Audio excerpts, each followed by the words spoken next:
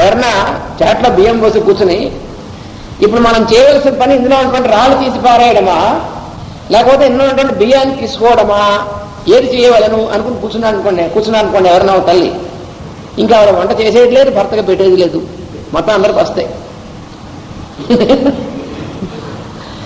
ఎందుకంటే ఆవిడ తేలింది పాపం. ఏ పని ముఖ్యం, ఏం చేయాలి ఇందులో? బిడ్డలు తీసి పారేయడం ముఖ్యమా, బియ్యం ఉంచుకొని తీసుకోవడం ముఖ్యమా? రెండు ఒకటే అర్థం. బిడ్డలు తీసి పారేయడం అన్నా బియ్యం తీసుకోవడం అన్నా ఒకటే పని, కానీ అది రెండు పనులు ఏమిటి అసలు?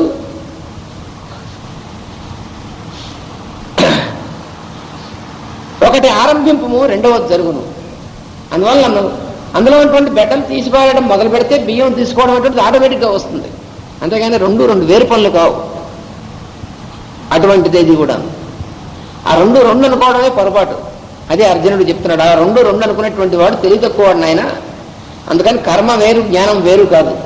ఇది తెలియక కొంతమంది, చాలామంది కర్మయోగం వేరు, జ్ఞానయోగం వేరు, భక్తి యోగం వేరు, ఆ యోగం వేరు. యోగం అంటే అర్థం ఏమిటి అసలు? యోగం అంటేనే ఒకటేని అర్థం. యోగం అనేటువంటి మాటకి అంతటి యొక్క కలయిక అని అర్థం.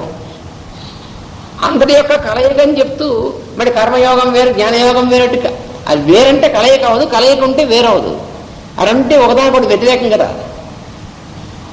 మా కంపెనీలో చాలా యూనియన్స్ ఉన్నాయని చెప్పినట్టుగా ఉంటుంది. యూనియన్ అంటే కలిసి ఉండడం అని అర్థం. చాలా యూనియన్స్ ఉన్నాయంటే కలిసి లేదని అర్థం.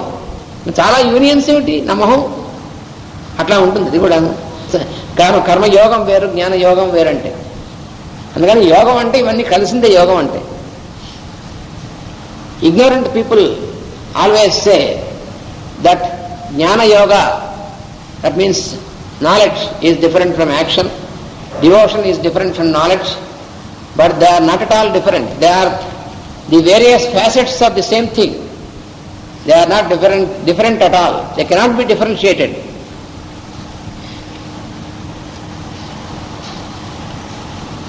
One is complementary to the other.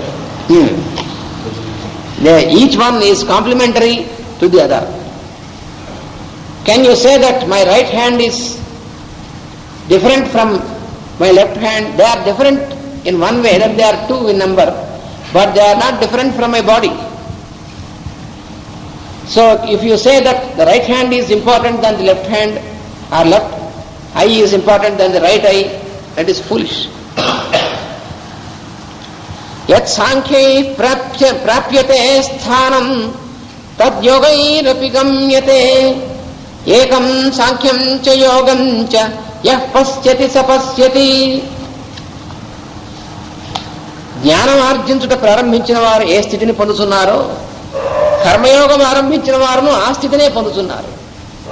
సాంఖ్యం అనబడు జ్ఞానమును, కర్మయోగము మార్గమును ఒకటిగా చూచిన వాడే దర్శించినవాడు.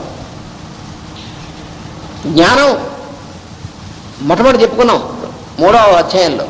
ఏమిటంటే జ్ఞానం కలిగిన తర్వాత మనం పని చేస్తామా, పని చేస్తే జ్ఞానం వస్తుందా అని. ఈ రెండు తేలక వాడు పని చేయకుండా అలా కూర్చుంటాడు. చాలామంది ఏం చేస్తారంటే దాని గురించి తెలిసిన తర్వాత ఈ పని చేయాలా, ఈ పని చేస్తే తెలుస్తుందా అని. రెండింటిలో ఎట్నుంచైనా మొదలెట్టచ్చు అన్నాడు. ఎలాగంటే కొత్తగా వచ్చాడు ఎవడో, ఇక్కడ దిగాడు, ఇక్కడి నుంచి శ్రీశైలం వెళ్ళాలనుకోండి. వెళ్ళాలంటే శ్రీశైలం ఎలా వెళ్ళాలో అనేటువంటిదంతా తెలుసుకున్న తర్వాత బయలుదేరి వెళితే శ్రీశైలం వస్తుందా, లేకపోతే వాడు బయలుదేరి వెళుతుంటే శ్రీశైలం ఎలా వెళ్ళాలో తెలుస్తుందా అన్నాడు. వాడు రెండింటిలో ఏదైనా చేయొచ్చు. వాడు బయలుదేరి అలా వెళ్ళడం మొదలు పెడితే వాడు కనిపిస్తూ ఉంటే, వాడి పక్కకు వెళ్తూ ఉంటే శ్రీశైలం ఎలా వెళ్ళాలో తెలుస్తుంది. అలా కర్మాచరణం వల్లనే జ్ఞానం వస్తుంది. లేదా వాడు ముందు తెలుసుకుని బయలుదేరి వెళ్ళినప్పటికీ చేయొచ్చు. జ్ఞానం వచ్చిన తర్వాత తెలుసుకోవడం వల్ల కర్మాచరణం చేయొచ్చు.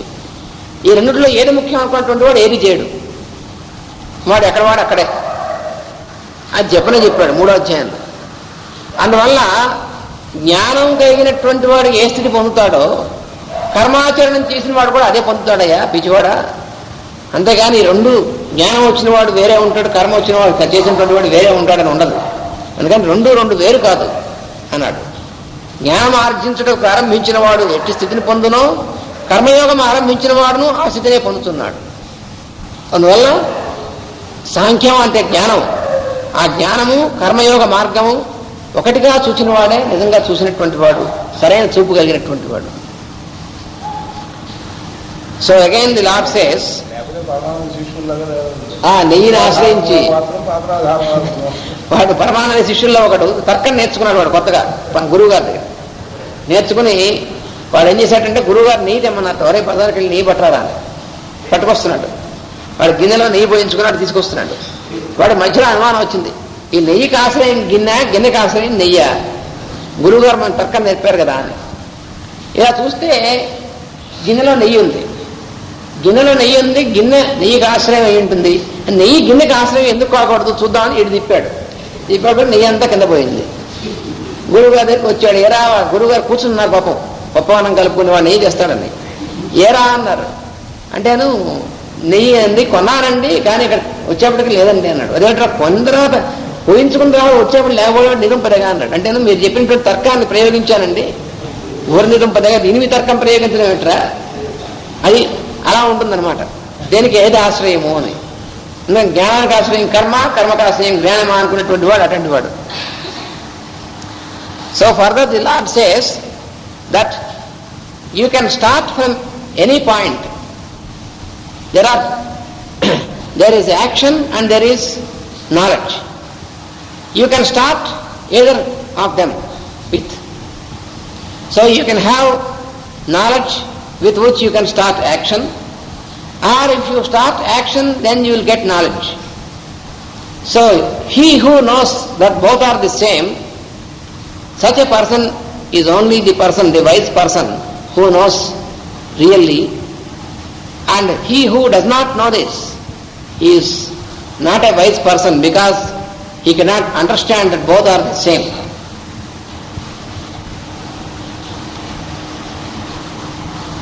It's like giving the story the climax. There is a technique of writing short stories. సన్యాసస్తు మహాబాహో దుఃఖమాప్తుమయో గతః యోగయుక్తో మునిర్బ్రహ్మ నచిరేణాధిగచ్చతి. కర్మయోగము లేని ఫల సన్యాసము జ్ఞాన సముపార్జన ప్రయత్నము దుఃఖమనే కలిగించును. అంటే కర్మయోగం లేకుండా ఫల సన్యాసం ఏమిటి అసలు? ఫల సన్యాసం అంటే ఫలితాన్ని వదిలిపెట్టడం. సన్యాసించడం అంటే అర్థం ఏమిటంటే చేసినటువంటి పని యొక్క ఫలితాన్ని వదిలిపెట్టుట అని అర్థం. నువ్వు పని చేయకుండా ఫలితం వదిలిపెట్టడం ఏమిటి అసలు? అంటే కర్మాచరణ లేకుండా సన్యాసం అంటే అసలు ఏమైనా అర్థం ఉందా? సన్యాసం అంటే దాని యొక్క ఫలితాన్ని వదిలిపెట్టడం. ఫలితం ఎప్పుడు వస్తుంది? నువ్వు పని చేశాక వచ్చేటువంటిది. నువ్వు పని చేయకుండా సన్యసిస్తానేమిటి నీ మొహం? పని చేస్తే కదా దాని ఫలితం వస్తే దాన్ని వదిలిపెట్టడం అని చెప్పింది. అందుకని నీకు అసలు అర్థం కాలేదా అని అంటున్నాడు అర్జునుడిని. దీనికి ఉదాహరణ ఇచ్చారు. ఏమిటంటే వంట చేయ విధానము నేర్పుటలో వంట చేసుకున్నట్టుకు తీరిక లేని వాడు ఆకలితో చనిపోవును. అంటే ఒకడు వంట చేయడం నేర్పుతారు, ఇక్కడ వంట చేయడం నేర్పబడను అని బోర్డు పెట్టాడు అనుకోండి. ఒకడు మంచి వంట బాగా తెలిసినటువంటి వాడు ఉన్నాడు, వాడు వంట చేయడం నేర్పుతానని బోర్డు పెట్టాడు. పెడితే చాలామంది వచ్చారు.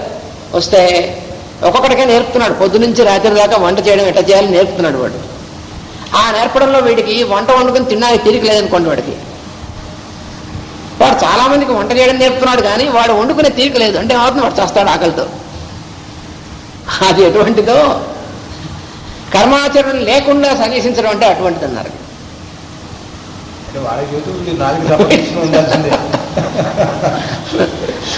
వాడు గోబర్ పసలు వీడు నాలుగు సంపాదించాలి. So here the Lord makes a joke on Arjuna. He says, when you have to renounce the result of the action, so if you want to renounce without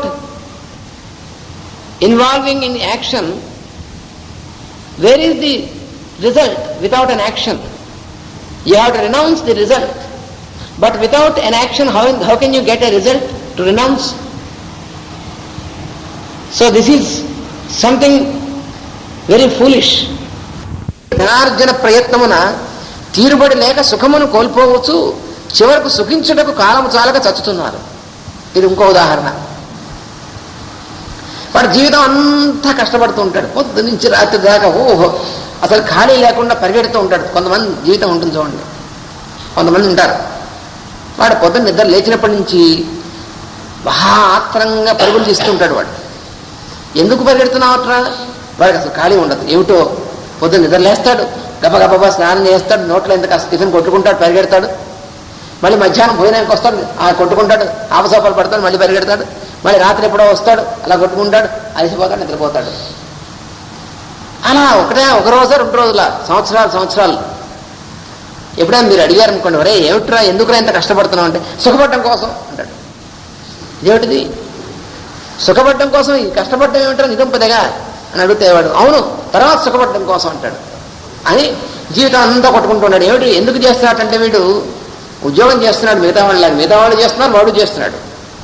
మిగతా వాళ్ళకి ఎంత జీతం వచ్చిందో వీడికి ఎంత జీతం వచ్చింది, పక్కవాడికి ఎంత వచ్చిందో వీడికి ఎంత వచ్చింది. కానీ వీడికి బాధ ఏంటంటే ఆ వచ్చినటువంటి జీతం సరిపోదేమో, అథవా సరిపోయినప్పటికీ తర్వాతకి మళ్ళీ కాస్త కావాల్సి వస్తుంది కదా సుఖపడడం కోసం. ఇదంతా ఎందుకంటే సుఖపడడం కోసం. ఏమిటి సుఖపడడం అంటేను వాడు పక్కవాడు వ్యాపారం చేస్తున్నాడు, వాడు కొంచెం ఎక్కువ డబ్బులు వస్తున్నాయి, అందుకని వాడు ఇంట్లో టీవీ కొనుక్కున్నాడు, ఫోన్ బెడ్ కొనుక్కున్నాడు, ఇవన్నీ కొనుక్కొని ఏసీ పెట్టించుకున్నాడు. అది సుఖం వీడి ఉద్దేశంలో.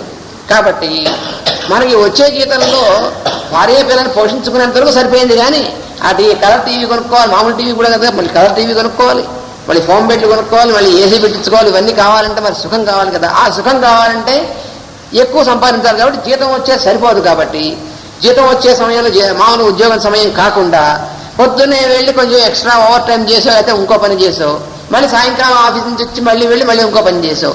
ఇలా పొద్దు నుంచి రాత్రి దాకా చేస్తే నెల అయ్యేప్పటికీ జీతంతో పాటు ఈ వచ్చినటువంటి దాన్ని బ్యాంకులో వేస్తే దాన్ని బట్టి ఎంత వస్తే దాని తర్వాత ఎంత కొంటే ఎంత బాగానే ఉంది, మంచిదే. అలా కొన్నావు, కొన్న తర్వాత టీవీ కొన్నావు, ఫోన్ బెడ్ కొన్నావు, ఏసీ కొన్నావు, వాడు పక్కవాడు కొన్నవన్నీ కొన్నావు. ఈ రోజు పక్కవాడు ఏం చేశాడు, వాడు మంచి హోండా మోటార్ సైకిల్ కొన్నాడు, వీడి దుంప తగిన వాడికి. అప్పుడు వీళ్ళు ఆవిడంది ఏమండి పక్క ఆయన కొన్నవన్నీ కొన్నారు మీరు, ఆయన ఒక మోటార్ సైకిల్ కొన్నాడు, మీరు కూడా కొనండి ఏంది ఆవిడ. ఇంట్లో కొన పాపం ఆవిడ అలవాటు చేశాడు కదా ఈయన, అందుకని ఆవిడ చెప్పింది పాపం. అప్పుడు వీడు ఆముకున్నాడు, ఇప్పటితో అన్ని కొనేసాం కాబట్టి ఎక్స్ట్రా చేసే పని మాందాం అనుకున్నాడు, కానీ కుదరలేదు. మళ్ళీ మొదలు ఇలా అయిపోయి ఈ తర్వాత ఆవిడ ఏమనంటే ఏమండి పిల్లలకి ఏమైనా మనం ఇవ్వాలి కాబట్టి మరి ఇంకొంచెం సంపాదించాలి కదండి. నిజమేనే అన్నాడు. మళ్ళీ మామూలు. సరే పిల్లలు పైకి వచ్చారు, వాళ్ళకి కావాల్సిన పెళ్లిళ్ళు చేస్తాడు, వాళ్ళకి కావాల్సిన ఇచ్చాడు, ఇంకెందుకు అయినప్పటికీ అలవాటు అయిపోయింది కదా వీడికి. అందుకని ఇదంతా. అప్పుడు మీరు అడగండి ఇన్ని సంవత్సరాల తర్వాత కూడా ఇప్పుడు కూడా ఎంత కష్టపడుతున్నావు సుఖపడడం కోసం, అదే సమాధానం. చివరికి పోయే రోజు వస్తుంది వాడికి. అప్పుడు వాడిని ఒక ప్రశ్న వేయండి అనమాట, ఇంకా కాసేపట్లో పోబోతున్నాడు. జీవితంలో నువ్వు సుఖపడ్డావా? అప్పుడు వాడు ఆలోచిస్తాడు, మనం సుఖపడ్డావా? ఎప్పుడు ఒకరోజు కూడా సుఖపడలేదు. అలా ఏమైంది, వాడు సుఖపడడం కోసం కష్టపడ్డాడు వాడు, అది సారాంశం. అది వాడి జీవితం పాపం. అలా అయిపోతుంది. చివరికి సుఖమని కోల్పోవచ్చు, సుఖించుటకు కాలం చాలక చచ్చుతున్నాడు. వాడు ఏమంటాడు, ఏమిటో ఈ జీవితంలో సుఖపడడం కోసం టైం లేకపోయింది. అలా పోయేట పాపం వాడు. అలా ఉంటాడు. అట్లు కాక కర్మయోగం ఆరంభించిన వాడు ఫలముల ఎడల బాధ్యతల బాంధవ్యాది వ్యామోహముల ఎడల మౌనము వహించి ముక్తుడై బ్రహ్మానందమును అనుభవిస్తున్నాడు. రెండో వాడు ఉన్నాడు. వాడి జీతం వాడు వీడితో పాటు ఆఫీసులో అదే పని చేస్తున్నాడు. కానీ వాడు ఏం చేస్తాడు, పొద్దున హాయిగా చక్కగా పెందరాలు నిద్రలేస్తాడు, తాపిగా కాలకృత్యాలు చేసుకుంటాడు, హాయిగా ధ్యానం చేసుకుంటాడు, ప్రశాంతంగా ఉంటాడు. హాయిగా వాళ్ళ ఆవిడ వండి పెట్టినటువంటి శుభ్రంగా ఆనందంతో తింటాడు, ఆఫీస్కి వెళ్తాడు, ఉద్యోగం చేస్తాడు, వస్తాడు, సాయంకాలం వచ్చిన తర్వాత మళ్ళీ తత్కాలక్షేపం చేస్తాడు, ఇంట్లో కావాల్సిన పనులు చేస్తాడు, మామూలుగా ఉంటాడు. వాడికి ఏం బాధలేదు. మరి వీడిని అడగండి, వీడు ఏమంటాడు, ఏం వస్తున్నట్టు సరిపోతుంది, ఏం ఇబ్బంది, మరి నీకు ఏసీ అక్కర్లేదన్నాడు. అది ఎందుకు అవసరం లేదు, ఏసీ లేకపోతే నిద్ర పట్టట్లేదా? మరి ఫోన్ బెడ్లు అక్కర్లేదు, ఏం నొక మంచం పడుకుని నిద్ర పట్టదా, లేదా కింద పడుకుని నిద్ర పట్టదా? అందువల్ల వీడి జీవితం హాయిగా ఎప్పుడు హాయిగా సుఖంగా ఉన్నాడు. వాడి భార్య పిల్లలు కూడా సుఖంగా ఉన్నారు. ఎందుకంటే కాసేపు వాడితో గడపడానికి వీలుంది వాడికి. ఈ రెండో వాడి పాపం వాళ్ళతో గడపడానికి లేదు, అసలు వీడి మొహం చూడడానికి లేదు, ఏమీ లేదు వాడికి. పోనీ ఏమైనా పరమార్థం చేస్తున్నాడు అనుకోవడానికి అది లేదు, ఏమీ లేదు కదా. వాడి జీవితం అంతా అట్లా అయిపోయింది వాడికి. వీడు హాయిగా ఉన్నాడు, వీడు హాయిగా ఆనందం అనుభవిస్తున్నాడు. చూసారా, వాడు అంత సంపాదించిన వాడు సుఖము ఆనందాన్ని కొనుక్కోలేకపోయాడు. ఎందుకంటే కొనుక్కోవడానికి వచ్చేటువంటిది కాదు అది. వాడికంటే తక్కువ మామూలుగా వచ్చేటువంటి జీతంతోనే సుఖం, ఎందుకంటే ఎక్స్ట్రా ఈ సుఖం కోసం ఆనందం కోసం ఎక్స్ట్రా ఏమైనా కొనుక్కోవాలండి, ఎక్స్ట్రా ఖర్చు పెట్టాలి, అక్కర్లేదుగా. అదే డబ్బుతో అదే ఆదాయంతో సుఖంగా ఉండొచ్చు, ఇబ్బంది లేదు. అందువల్ల సుఖపడ్డం అనేటువంటిది ఎక్కడుంది? మనసులో ఉందా, వస్తువుల్లో ఉందా? అందువల్ల మనస్సులో ఉంది కాబట్టి ఆచరణ అనేటువంటి చేస్తూ దాని యొక్క ఫలితాన్ని గురించి ఆలోచించలేదు వాడు. ఫలితాన్ని గురించి ఊరికనే బాధ పెట్టుకుని బాంధవ్యాలు వ్యామోహాల మీద బాధపడేటువంటి వాడు ఉంటాడే, వాడు బాధపడతాడు. అవి లేకుండా వాటి ఎందు మౌనంగా ఉన్నటువంటి వాడు హాయిగా ఉంటాడు. అందువల్ల సిద్ధాంతములు చేయువారు జ్ఞానులు ఎట్లా కుదురు అని చివరికి చెప్పింది. సిద్ధాంతాలు చేయడం అంటే అర్థం ఏంటి? ఇదిగో ఈ రకంగా చేస్తే ఇంత లాభం వస్తుంది, ఈ రకంగా చేస్తే ఈ విధంగా సుఖం వస్తుంది అని ఇదిగో ఇలాంటివి సిద్ధాంతాలు చేయడం అంటే వాడికి జ్ఞానం ఎట్లా వస్తుంది అసలు? So here the lord further explains that when you does not know how to be active in your life, attending to all the needful acts,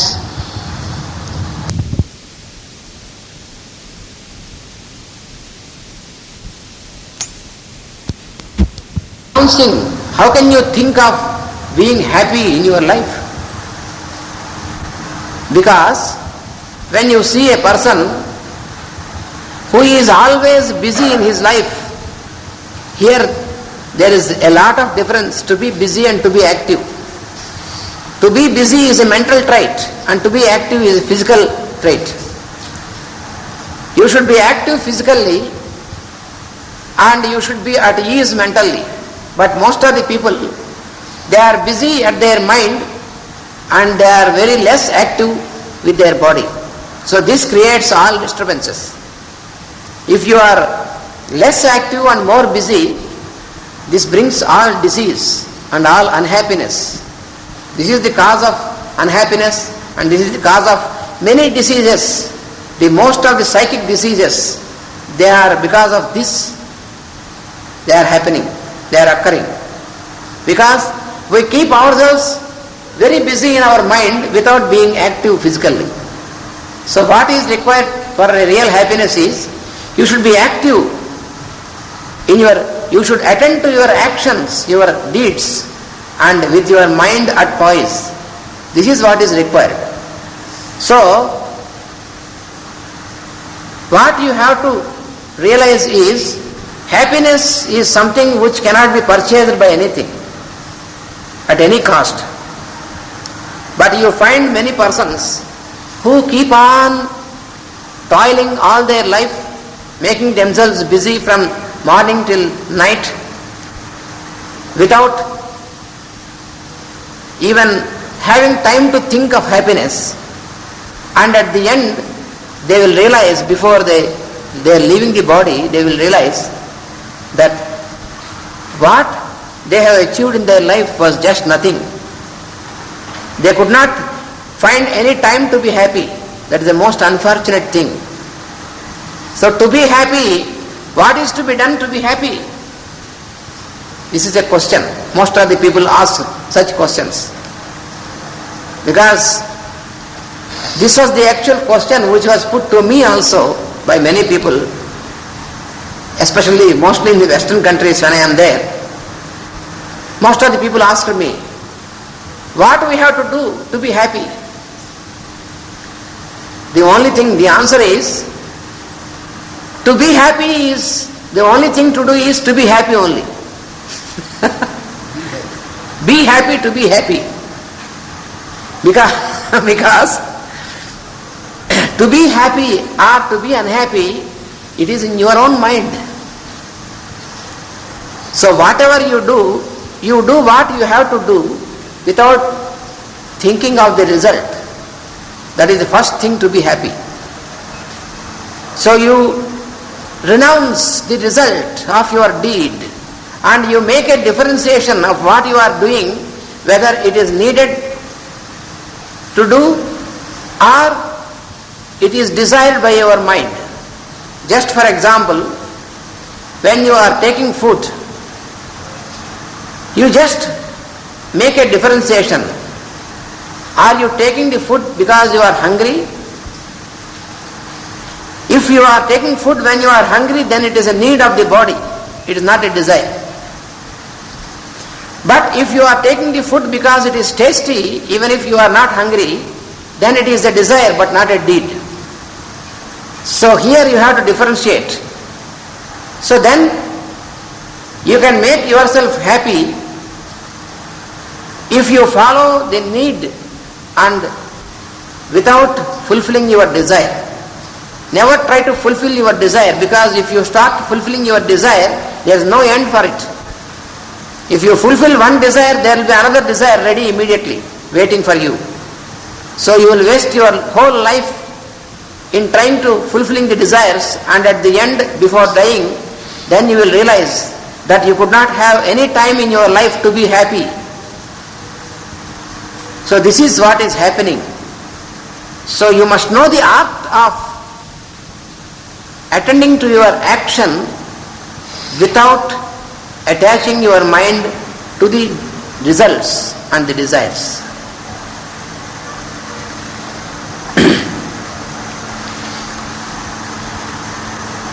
నైవ కించిత్ కరోమీతి యోగయుక్తో విశుద్ధాత్మా విజితాత్మా జితేంద్రియః సర్వభూతాత్మభూతాత్మా కుర్వన్నపి న లిప్యతే. కర్మయోగమును ఆరంభించడం వలన ఇంద్రియములను మనస్సును సంస్కరింపబడి పరిశుద్ధమగును. ఎప్పుడైతే మనం చేయవలసినటువంటి పనులు చేస్తూ ఉంటామో అప్పుడు ఏమవుతుందంటే మన ఇంద్రియాలు పరిశుద్ధములు అవుతాయి. ఎందుకనంటే మనం పనులు చేయడం కోసమే కదా మనకి ఇంద్రియాలు ఇవ్వబడ్డాయి. ఈ శరీరం, ఈ ఇంద్రియాలు ఇవన్నీ ఎందుకు ఇవ్వబడ్డాయి? మనకి పనులు చేయడం కోసం ఇవ్వబడ్డాయి. అంతేగాని పని చేయకుండా పెట్టడం కోసమా? ఇది ఎలా ఉంటుందంటే ఓ తమాషా ఉంది. ఒకడెవడో ఒక చక్కటి చిన్న మనకు తెలిసిన ఉదాహరణ చెప్పుకుందాం. పక్కింటి వాళ్ళు ఏదో మిక్సీ కొనుక్కున్నారు అనుకోండి, చక్కగా బాగుంది, రుబ్బక్కర్ లేకుండా, అందులో వేసి కష్టపడక్కర్ లేకుండా పనులు అవుతున్నాయి, బాగుంది. పాపం ముచ్చట పడింది కదా వాడు చెప్పి భర్త గారు మిక్సీ కొనుక్కొచ్చాడు అనుకోండి. కొనుక్కొచ్చి పాపం ఈవిడ ఉపయోగిస్తుంది చక్కగా మిక్సీని అని చెప్పేసి పట్టుకొచ్చాడు. వారం రోజులైంది, 2 వారాలైంది, నెల రోజులైంది, ఈ పార్సల్ ఇప్పలే బయటికి ఇవిడ. ఓ రోజు నేను అనుమానం వచ్చి అడిగాడు, ఏమే నువ్వు మిక్సీ ఉపయోగించట్లేదు ఏమిటి అని. అయ్యో అంత ఖరీదైన మీరు పట్టుకొచ్చారు, దాన్ని వాడేస్తే పాడైపోదు అంది ఆవిడ. ఉష్ణితం పరేగేసి వాడడం కోసమా తెచ్చుకుంది దేనికోసం? కొనుక్కుంది వాడడం కోసమా దేనికోసం? అబ్బాయి వాడితే పాడైపోతుంట. అలా పెట్టిందనుకోండి, సంవత్సరం తర్వాత తీసిందనుకోండి, అప్పుడు అది వాడినా ఉపయోగపడదు. ఎందుకంటే వాడకపోవడం వల్ల పాడైపోయింది. ఏదైనా మనం తెచ్చుకుని వాడకుండా పెట్టి కూర్చుంటే పాడైపోతుందే, బాగుంటుంది అంటది యంత్రం. అలాంటిది ఈ యంత్రం కూడా. ఈ శరీరం అనేటువంటి యంత్రం, దీన్ని ఉపయోగించి పనులు చేస్తూ ఉంటే బాగుంటుంది, ఆరోగ్యంగా ఉంటుంది. కానీ అయ్యో దీన్ని వాడేస్తే మనకు అలసట వచ్చేస్తున్నాం, పాడైపోతున్నాం. కొంతమంది అనుకుంటుంటారు, అయ్యో పని చేస్తే అలిసిపోతాం, పని చేయకుండా కూర్చోండి చూద్దాం ఏమవుతుందో, రోగం వస్తుంది. పని చేస్తే ఆరోగ్యంగా ఉంటుంది, కానీ పని చేయకుండా ఉంటే ఆరోగ్యం ఉండదు. పని చేయకుండా కూర్చొని తినడం మొదలుపెట్టామనుకోండి, అప్పుడు బెరువాలు లేవు, అయిపోయి చివరికి పనికి రాకుండా పోతాం. అందుకని పని చేయకుండా ఉంటేనే పాడైపోతుంది, నశించిపోతుంది. ఎన్నాళ్ళు మనం పని చేస్తూ ఉంటే అన్నాళ్ళు బాగుంటుంది. అందుకని పని చేయకుండా ఉండద్దు ఎప్పుడు కూడా అన్నాడు. అందుకని శరీరం అనేటువంటిది, ఇంద్రియాలు అనేటువంటిది మనకి ఎందుకు ఇవ్వబడ్డాయంటే పని చేయడం కోసం. అందువల్ల కర్మాచరణను ఎప్పుడైతే చేస్తూ ఉంటావో అప్పుడు నీ ఇంద్రియాలు, నీ శరీరం పవిత్రీకరణ జరుగుతూ ఉంటుంది ఎప్పటికప్పుడు. అది చేయవలసినటువంటిది. అందుకని కర్మయోగం ఆరంభించడం వల్ల ఇంద్రియములు, మనస్సు కూడా సంస్కరింపబడుతుంది. ఈ ఇంద్రియాలు శరీరమే కాదు. ఎందుకనంటే ఎవడైతే నిరంతరం చక్కగా చేయవలసిన పని చేస్తూ ఉంటాడో వాడి మనస్సు ప్రశాంతంగా ఉంటుంది. పని చేయకుండా కూర్చుంటాడే వాడి మనస్సు ఇక చెప్పలేము, అది మహాభూతం, మింగేస్తుంది వాడిని. అందుకని మనస్సును కూడా పనిలో పెట్టాలి. మనస్సుని శరీరం చేత పని చేస్తూ ఉండేటువంటి పనిలో మనస్సును పెట్టి, శరీరం ఇంద్రియాలను ఉపయోగించి పని చేస్తూ ఈ మనస్సు చేత ఆ పనులని ఏం జరుగుతుందో, మనస్సు, శరీరం, ఇంద్రియాలు ఏం చేస్తున్నాయి అటువంటిది ఎప్పుడు కూడా అబ్జర్వ్ చేస్తున్నట్టుగా మనసును పెట్టాలి. అలా పెట్టకపోయామా మనస్సు మనం చేస్తుంది. ఈ సృష్టిలోకి అన్నిటికంటే భయంకరమైన మహాభూతం ఏదండి అని ప్రశ్న వేశారనుకోండి, ఏ మహాభూతాలు పనికిరావు, మన మనస్సే మహాభూతం. ఇదివరకు ఒక చిన్న కథ చెప్పుకున్నాం, మళ్ళీ చెప్తాం, ఎన్నిసార్లు చెప్పుకోవచ్చు మనం. ఏమిటంటే, ఒకటి బ్రహ్మగారి గురించి తపస్సు చేసేట. ఒకటి చేసేసరి బ్రహ్మ ప్రత్యక్షమయ్యాడు. ఫోన్లో సత్సంగాన్ని తపస్సు చేశాడు లేని. ఎందుకంటే కలియుగంలో బ్రహ్మగారిని తలుచుకునేవాడు ఎవడు, వీడెవడు నన్ను తలుచుకున్నాడు ఫోన్లేని ఆయన వెంటనే టంగ్ మన ప్రత్యక్షమయ్యాడు. ఆయన ఏం కావాలరా అబ్బాయి, నేను తపస్సు ఇచ్చాను అన్నాడు. అంటే అయ్యా నాకు చాలా పోలేని పనులు ఉన్నాయి, ఇన్ని పనులు నేను ఒకటే చేసుకోవడం కోసం కష్టం, చేసి పెట్టేవాళ్ళు కష్టం, అందుకని నేను ఏ పని చెప్తే ఆ పని చేసి పెట్టేటువంటి ఒక భూతాన్ని ఇమ్మన్నట్ట. అంటే వాడు అంతకుముందు కథలు చదివాడు, అలావుద్దీన్ అద్భుత దీపం ఇటువంటి అని చదివి ఆ దీపం ఏంటంటే భూతం వస్తుంది, ఏ పని కావాలంటే పని చేసి పెడుతుంది అనేటువంటి కథలు చదివాడు వాడు. అందుకని బ్రహ్మగారు నాగంటే ఒక భూతాన్ని ఇమ్మన్నట్టు. అంటే బ్రహ్మగారు చెప్పేటవాడే, నాయన మంచిది కాదురా, ప్రమాదం భూతం గీతమును, అయ్యా నీ పనులు నువ్వు చేసుకో, భూతం ఎందుకు రా అన్నట్ట. అదేమిటయ్యా నువ్వు ఏమడుగుతాని ఇస్తా అన్నావు, నువ్వు పై ఇప్పుడు ఎట్లా అంటావా, ఇవ్వలేవా నువ్వు అన్నట్టు. నేను ఇవ్వలేకపోవడంగా ఇస్తాను, నీకు ఏం కావాలంటే, కానీ నువ్వు వస్తావు తర్వాత అన్నట్ట. ఏమన్నట్ట అంటే, నువ్వు ఎప్పుడు పని చెప్పకపోతే అప్పుడు నిన్ను మింగేస్తుంది. నువ్వు పని చెబుతున్నంతసేపు పర్లేదు, కానీ పని చెప్పడం మానేసావా 3 సార్లు అడుగుతుంది పని పని పని అని. 3వ సారి లోపల చెప్పకపోయావా నేను మింగేస్తుంది, నువ్వు ఉండవు తర్వాత. ఓ ఇదే నీ భయం అన్నాడు వీడు, బ్రహ్మని వీడు. అదేమిట్రా అంటే, నువ్వు నా దగ్గర 1,00,000 పనులు ఉన్నాయి, నాకేం భయం లేదు, ఇచ్చేసేయి అన్నాడు. సరే నీ ఇష్టం, తర్వాత మాత్రం నువ్వు ఏడుస్తావు, ఏం భయం లేదు వై ఇచ్చేయమన్నాడు. సరే ఇచ్చాను పో అన్నాడు. బ్రహ్మగారు మాయమైపోయాడు. భూతం గారు రెడీ అక్కడ పని అందుక 7 సేవలు ఏవో నా దగ్గర బోడని పనులు ఉన్నాయి, మళ్ళీ పని అయిందట. దానికి ఇంకో భాష తెలియదు ఆ భూతానికి. 2వసారి మళ్ళీ పని అయింది. అప్పుడు వీడు ఉరికి పడాడు, అమ్మో మనం పని చెప్పాలి కదా అన్నాడు. అని బజార్కి వెళ్ళి బంగాళదుంపలు పట్టరా అన్నాడు. ఈ చతుసన్నాసి ఏమనుకున్నట్టే వీళ్ళలాగే కాళ్ళు ఈడ్చుకుంటూ బజార్కి వెళ్ళి బేరమాడి తేవాలి కావాల్సి అనుకున్నాడు వీడు. అది వీడి ఉద్దేశం. పట్టరా అన్నట్ట. అనేప్పటికి కడు మూసుకుని నిలబడికి తెచ్చానండి ఎదురుకుండా బంగాళదుంపలున్నాయి. ఒరి దుంపదేగా మరీ ఇంత వేగమా అని ఆలోచించే లోపల మళ్ళీ పని అంది ఒకసారి.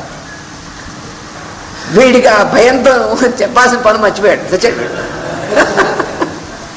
వీడికి గాబరా పట్టింది వీడికి.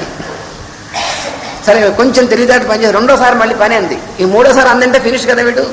అందుకని ఇప్పుడేం చేశాడంటే, ఇట్లా కదా బజార్ అంటే మరీ దగ్గరగా ఉందని శ్రీశైలం పోయి అక్కడ ఆ పంచమఠాల్లో వెనకాల నేను ఒక రాయి చూసి వచ్చాను, రాయి పట్టరమన్నట్టు వీడు.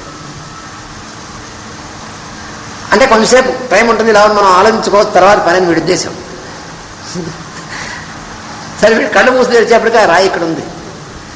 ఇదేమిటి పంచమఠాల దగ్గర తెమ్మన్నా ఇక్కడి నుంచి తెచ్చు, ఇక్కడి నుంచి కాదురా బడుద్దాయి, నువ్వు చెప్పిందే పట్టుకొచ్చాను అంది భూతం. ఊసిదింపుతా ఇంత వేగమా మరీ, ఇవి వీడి వణుకు పట్టుకుంది. సరే ఇట్లా కాదని చెప్పి కర్నూలు వెళ్ళి అక్కడ మా తమ్ముడు ఉన్నాడు, వాడిని అడిగి వాడి దగ్గర నా పుస్తకం ఉంది పట్టరా అన్నట్టు. అమ్మయ్య అనుకున్నాడు.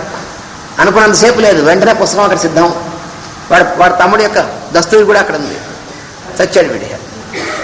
ఊరినాయను ఈ డిస్టెన్స్ అయింది, దీని దూరం మరీ తక్కువ దూరం లాభం లేదురా బాబోయ్ అనుకున్నట్టు వీడు. ఈసారి ఇట్లా కాదు దీని రోగం అని చెప్పి పని అంటున్నది.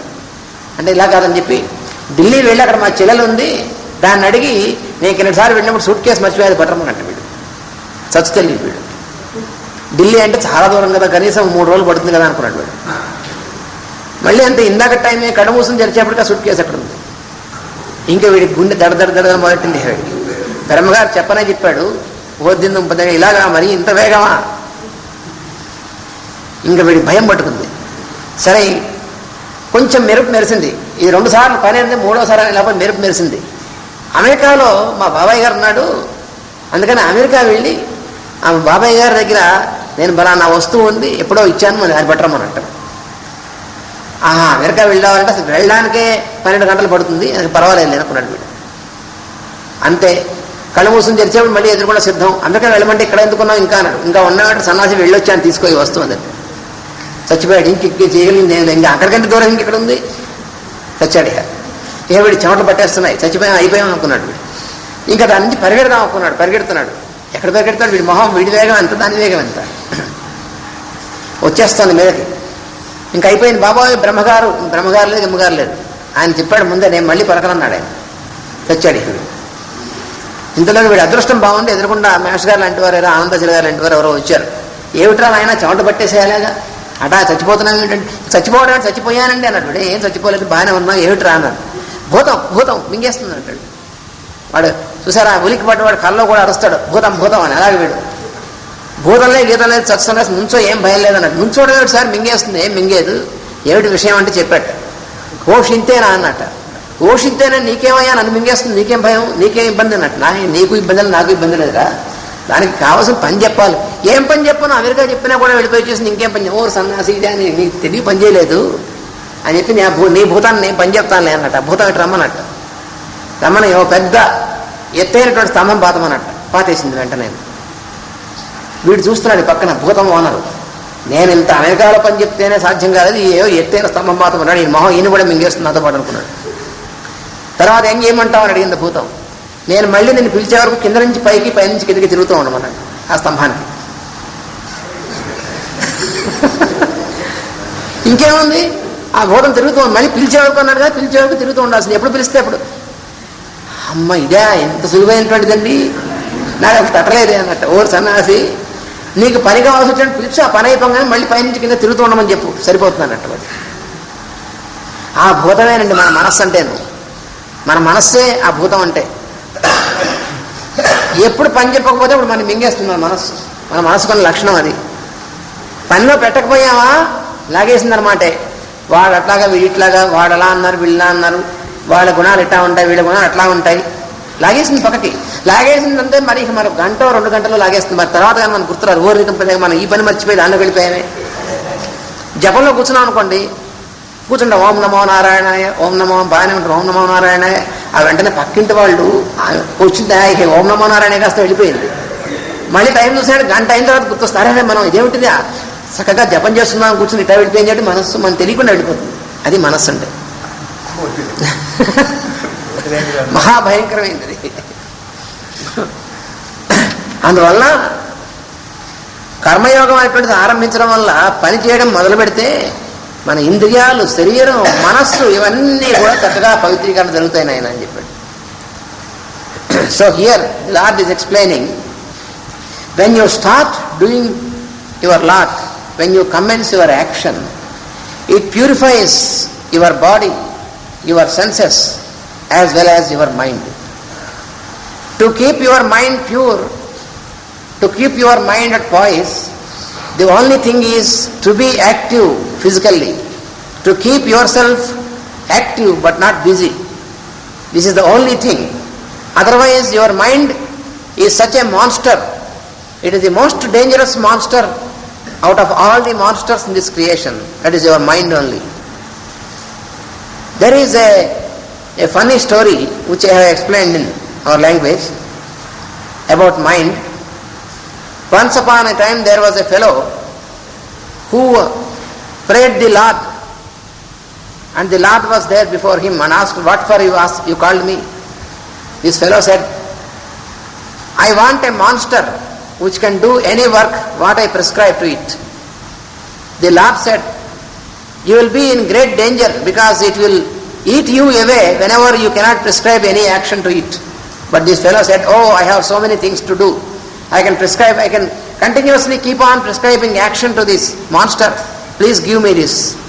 So the Lord said, "I have no objection. I will give you this monster, but be careful. You will be engulfed by it." So the monster was ready there. So the monster said, "What should I do now?"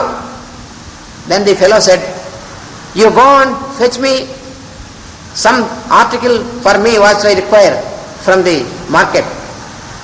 Then the monster was ready immediately with that article, which was most unexpected for this fellow. And then this fellow thought that, oh, such is the speed of the monster, I did not expect. So then he said, "Now you fellow, you go to the next city where I have a friend, and you bring me a book from my friend." Then this fellow thought that it takes at least a few hours of time before the monster returns. But immediately the master was there before him with the book what he required, within no time. And then the master said, "Now what is the next work? Otherwise I will eat you away." Then this fellow was shivering because he did not expect this such a speed. Then he thought, oh, then this is not the way. Then he said, you go to a city. For example, he is in Srisalem. He said, you master, you go to Delhi. There is my brother at Delhi. You bring my suitcase from my brother. And then the master disappeared. And he thought that the master takes a few days before it returns from Delhi. But the next moment the master was there before him with what he required. And then again the master said, now what is the next work? Otherwise I will eat you away. Then this fellow was greatly disappointed. And he was very much afraid. And then he said, I have my sister in America. So you go to America and you bring my ring which is there with my sister. And then the monster disappeared. And he thought it takes at least a few days before the monster returns with the ring. But unfortunately, the next moment the monster is ready with the ring which was brought from America. Then this fellow is completely down, because now he is quite sure that he is going to be engulfed by the monster, because there is nothing more he can prescribe anything. So then he was running to be away from the monster, but what was his speed before the speed of the monster? It is approaching him. So luckily there was a friend, a wise man who was there before him. And he asked, what for you are so much frightened? Then he explained the whole thing. Then he said, you fool, it is very simple to keep this monster working. Why you are so much afraid? He said. But this fellow could not believe it. Then he called the monster and said, you bring a big mast and you put it here. So the monster brought the mast. And then what is to be done next? Then he said, you keep on moving from below upwards and from upwards to downwards until I call you again. So the master was kept very busy to be going up and down the post, the mast. And then this fellow is free. And what is this monster? It is our own mind. So our mind is such a dangerous monster. If you won't prescribe any work to the mind, then it will kill you, because it drags you to many things which are unrequired, and then it will be too late for you to realize that you are dragged away. That is your mind. So if you keep yourselves in action, then this action only can purify your body, your senses, and also your mind. So what is required for any human being is to be active, to keep himself active in a useful act without attaching to the result. That is what the Lord explains here. స్త్రీవాంఛ పశుత్వ పదవిలో ఉన్నవాడు వైరాగ్యమును గూర్చి జపించి తప్పించమనలేడు. ఇంకో ఉదాహరణ ఇచ్చారు. ఒకడు ఉంటాడు, వాడికి స్త్రీ యందు వ్యామోహం ఎక్కువ ఉన్నటువంటి వాడు ఉంటాడు అనుకోండి, స్త్రీ కామం ఉన్నటువంటి వాడు ఉంటాడు. వాడికి వైరాగ్యం గురించి వాడికి బాగా ఉపన్యాసం ఇచ్చామనుకోండి, అయితే వాడు వైరాగ్యం గురించి బాగా చదివాడు అనుకోండి, వాడికి ఏమైనా ఉపయోగం పడుతుందా? అంత చదివినప్పటికీ తర్వాత మళ్ళీ వాడికి మామూలే. మరి దీని నుంచి బయటపడడం ఎలాగ వాడు అన్నాడు. దాన్ని చెప్తున్నారు ఏమంటే, రోగులైన స్త్రీలకు ఉపచారము చేటులో నిమగ్నుడైనచో ఘోర దృశ్యముల వలన మనసు పరిశుద్ధి అయి అతడే కామమునకు అతీతుడు కాగలడు. స్త్రీలను చూస్తే కామవాంఛ కలిగేటువంటి వాడు ఉంటాడు. వాడు దాని నుంచి బయటపడాలంటే ఏం చేయాలి? రోగగ్రస్తులైనటువంటి స్త్రీలకు ఉపచారం చేసేటువంటి వాడుగా ఉన్నాడు అనుకోండి వాడు. అప్పుడు వీడికి దాని నుంచి బయటపడేటువంటి మార్గం అదే అన్నాడు. అప్పుడు వాడికి ఏమవుతుంది? రోగంతో బాధపడుతున్నాడు అంటారు. వాడు కలరాతోనో మలేరియాతో ఉన్నటువంటి పేషెంట్స్ ఉంటారు అనుకోండి, వాడికి సేవ చేస్తున్నాడు అనుకోండి, అప్పుడు వాడికి ఈ కామం పనిచేస్తుంది, అప్పుడు పనిచేయదు. అప్పుడు వాడు క్రమంగా ఆ పనిలో ఉన్నటువంటి వల్ల వాడి మనసులోంచి ఇది వెళ్ళిపోతుంది. అప్పుడు వాడు పరిశుద్ధుడు అవుతాడు. అంతేకాని ఈ కామం అనేటువంటిది పట్టుకుంటుందేమో అని భయపడి పారిపోయాడు అనుకోండి, కామం ఎక్కడుంది? వాడు మనసులో ఉంది, ఎక్కడికి పారిపోకండి వాడు. స్త్రీలను చూస్తే కామం వస్తుంది అని చూడకుండా వీడు తలుపులేసుకున్నాడు అనుకోండి, వాడి లోపల వాడి మనసులో అదే ఉంటుంది వాడికి. అందుకని పారిపోయినటువంటి వాడు కాదు, దాని నుంచి విముక్తుడయ్యేటువంటి వాడు. అక్కడ ఉండి దాన్ని ఇంకో రకంగా మళ్లించినటువంటి వాడు మాత్రమే విముక్తుడు కాగలడు. అంటే సత్కర్మాచరణంగా దాన్ని మలుచుకున్నటువంటి వాడు కాగలడు కానీ లేకపోతే వాడు ఎక్కడికి పారిపోతాడు. వాడి మనస్సు, ఎందుకని ఈ కామం అనేటువంటిది వాడి మనస్సులో ఉంది. వాడి మనస్సు నుంచి వాడు పారిపోగలడా? ఎక్కడైనా దేని నుంచైనా పారిపోగలరు కానీ ఎవరైనా తన మనస్సు నుంచి తను పారిపోగలడా? కుక్క ఉందనుకోండి, కుక్క దేని నుంచైనా దూరంగా పారిపోగలదు కానీ దాని తోక నుంచి పారిపోగలదు దూరంగా. అట్లాగే మన మనస్సు నుంచి మనం తప్పించుకోలేము. అందుకని మన మనస్సు మనని పాపమైనటువంటి వాటిలో లాగుతోంది అంటే ఏం చేయాలి? ఆ మనస్సుని మంచి వాటిలో పెట్టాలి పనిలోకి, అప్పుడు లాగదు. కానీ అమ్మో అని పారిపోతే మనకి ఎక్కడికి పారిపోలేము. So here he is giving another example. How can you overcome an evil desire of your mind? For example, your mind is involved in the sinful type of thing with woman. So if you run away from them, can you be free from the sinful thoughts? You cannot. So how can you overcome from the sinful thoughts or the sinful desire? The only thing is, when you keep yourself serving sick woman, automatically your mind is purified from such sinful thoughts. That is the only way. అందువల్ల కామమును నాకు అతీతుడు కావాలని అంతో కామాన్ని జయించాలంటే దాని నుంచి భయపడ్డవాడు జయించలేడు. దాన్ని మంచి పనుల వైపుకి మళ్లించినటువంటి వాడు మాత్రమే జయించగలడు. అలాగే ఇట్టి సత్కర్మ ప్రయోగమునందు సోమరితనమును ఊహించినతో వేదాంతము చెప్పి లోకమును మోసం చేయుటకు అలవాటు పడదు. సోమరితనం కనుక వహిస్తే ఏమవుతుందంటే, అంటే ఏమిటి? మంచి పనులు చేయడం అనేటువంటి చేయకుండా పనులు ఎగ్గొట్టే సోమరితనంతో ఉన్నటువంటి వాడు, సోమరితనం అలవాటైతే ఏం చేస్తాడు? వాడు వేదాంతం చెప్పి లోకాన్ని మోసం చేసి దానికి అలవాటు పడతాడు. అంటే జీవాత్మ పరమాత్మ ఏమవుతాడు? జీవాత్మ అనగానే ఏమిటి? జీవాత్మ పరమాత్మ మేనమవుతాడు అనేటువంటి తత్వ వేదాంతాలు చెప్పి లోకాన్ని మోసం చేస్తాడు. అలా మోసం చేయడానికి అలవాటు పడతాడు. ఎందుకంటే పని చేయడానికి ఒళ్ళు బద్ధకం కదా వీడికి. పని చేస్తే కానీ భుక్తి కడవదు. ఆ పని చేయడానికి ఒళ్ళు బద్ధకం. అలా పని చేయడానికి ఒళ్ళు బద్ధకం అనేటువంటి వాడు ఏం చేస్తాడంటే, పాపం వీడేదో మహానుభావుడు అని వస్తారు కదా, వాళ్ళకి వేదాంతం చెప్పి వాళ్ళ దగ్గర వాళ్ళు ఇచ్చినటువంటి తింటూ ఉంటాడు. వాళ్ళ వేదాంతం ఏం చెప్తాడు? ఆ అన్నమైనప్పటికీ ఏమిటి, సున్నమైనప్పటికీ ఏమిటి, అన్నము సున్నం ఉన్నటువంటి పరమాత్మ ఒకడే. కానీ మళ్ళీ తినేప్పుడు మాత్రం అన్నం కావాలి. సున్నం ఎందుకు తినవు? మరి పరమాత్మ ఉంటే. వాడు తత్వ వేదాంత అంటే మెట్ట వేదాంత అంటారు, వాడు దొంగ వేదం అన్నమాట వాడు. అందుకని పని చేయడం ఎగ్గొట్టినటువంటి వాడు ఇలా జనాన్ని మోసం చేయడం మొదలు పెడతాడు. కనుక సత్కర్మాచరణమున మనస్సు శుద్ధి చేసుకున్నవన్నీ. శుద్ధి అయిన మనస్సు తానగును, మనస్సుగా ఉండుట మాని బుద్ధిగా తాను మారును, తానుగా మారును. అప్పుడు ఏమవుతుందంటే, మనస్సుని పరిశుద్ధం చేసుకోవడం అనేటువంటి సత్కర్మాచరణం అనేటువంటి దానివల్ల మనస్సు పరిశుద్ధం అవుతే అప్పుడు తాడు మనస్సుగా ఉండడం మానేసి తాను బుద్ధిగా ఉంటాడు. అప్పుడు వాడు బుద్ధిగా ఉంటాడండి. అంటే అర్థమంటే బుద్ధి అంటే యుక్తాయుక్త విచక్షణ జ్ఞానం. అంటే ఏ పని చేయొచ్చు, ఏ పని చేయకూడదు అనేటువంటిది పనిచేస్తుంది వాళ్ళు. లేకపోతే మనస్సుని మాత్రమే వాడు ఫాలో అయ్యాడు అనుకోండి, అప్పుడు ఏమవుతుందంటే చేయకూడనటువంటి పనుల వైపు మనసులో అవుతూ ఉంటుంది, ఆ పనులు చేస్తూ ఉంటాడు. అందువల్ల మనస్సు పవిత్రంగా ఉండాలంటే ఏం చేయాలి అంటే, మనస్సు పవిత్రంగా అట్టే పెట్టుకోవాలి అని చెప్పడం వల్ల ఉండదు. లేదా మనస్సును పవిత్రంగా అట్టే పెట్టుకోవడం అనగా,